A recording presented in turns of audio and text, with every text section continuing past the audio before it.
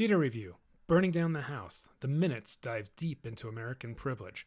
At Curious Theater, a first-rate cast delivers with Tracy Letts' funny, shocking play by Alex Miller, read by the author. Tracy Letts' play The Minutes unfolds in two distinct chapters.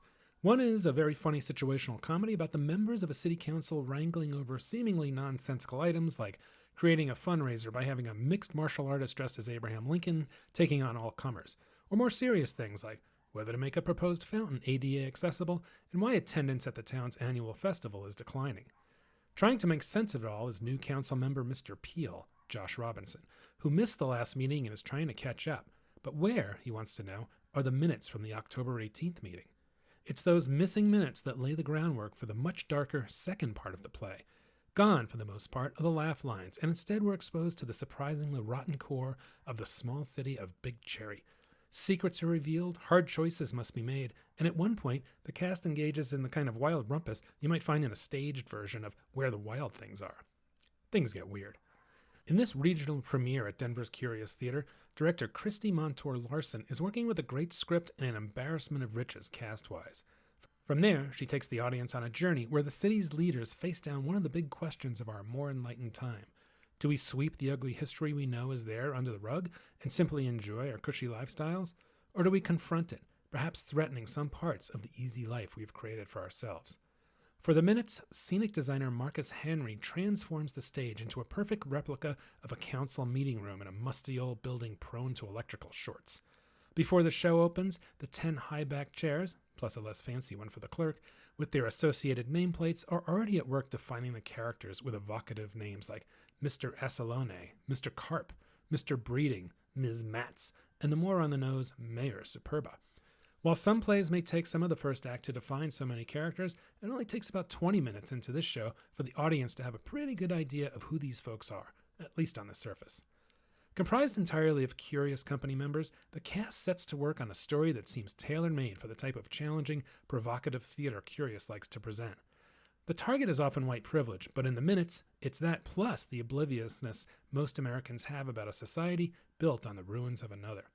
The pre-show recording noting that the theater sits on land once inhabited by Native Americans has never seemed more appropriate. And most of the Big Cherry City Council couldn't give a shit, turns out. It's a rainy night as the play begins, and lighting designer Richard Devon's cues throughout the play nicely texture the action with shades of gray and black. We first see the clerk, Ms. Johnson, Elysia Gray, as she preps the room in her clerk duties, a no-nonsense demeanor accented by a slim skirt and frilled white shirt. As the council members file in, we first meet the new guy, Mr. Peel, a dentist played with earnest nerdiness by Robinson.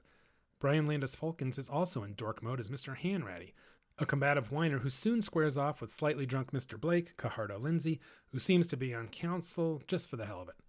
Jim Hunt does a nice turn as the aptly named, longest-tenured council member Mr. Oldfield, a man prone to non sequiturs and references to days long gone and fond memories of the old Rexall drugstore. Beside him sits the next oldest member, Ms. Inns, Catherine Gray, and the nervous Ms. Matz, a delightfully batty Karen Slack. The seats of white male power are up center, with Michael McNeil as the mayor, deftly portraying the congenial father figure while knowing full well he's got the dirt on all the rest of them he will deploy as needed. To his left is Mr. Breeding, played with toadyish aplomb by Michael Morgan, and William Hahn as Mr. Assalone, who, as the name suggests, is an asshole, and a corrupt and pugnacious one at that. The conspicuously absent Mr. Carp doesn't arrive until about halfway into the 90-minute show, but when he does in a flashback scene, it's an excellent and impactful Eric Sandvold in full beard and blazer, taking the council on a most unwelcome trip down memory lane. He's been digging into the area's history, not an easy task, as he says, and he's got some disturbing revelations about the seminal story at the city's heart. We'd actually just learned about this story in a bizarrely detailed reenactment presented for Mr. Peel's benefit by the rest of the council. Every kid in Big Cherry learns the tale of the U.S. Army officer who single-handedly rescues white settlers from attacking savages. What Mr. Carp says is complete mythology also forms the basis for the town's annual festival, and that can't be good, he tells the council. In the wake of Carp's bombshell, Peel is then faced with a million questions and some big decisions once he learns the contents of the missing minutes. As Mayor Superba pointedly tells Peel, he can make a big stink about the revelations and undermine his very existence, just look at what happened to Carp, or play along, join the cult of the rug sweepers, and go on his merry way. It's a stark allegory for our entire country, where reparations for descendants of slaves, restoration of tribal lands, and other attempts to atone for our past are derided or ignored. In the minutes, Letts draws a thick, heavy line between those who fret about climate change while driving around in gas-guzzling SUVs. Looking at you, Peel. In the end, Superba says we're all culpable.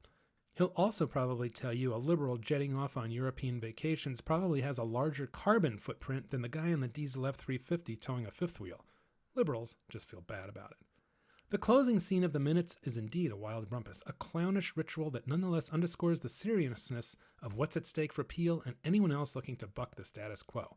What he decides is what everyone is talking about as they exit this memorable and extremely well done production.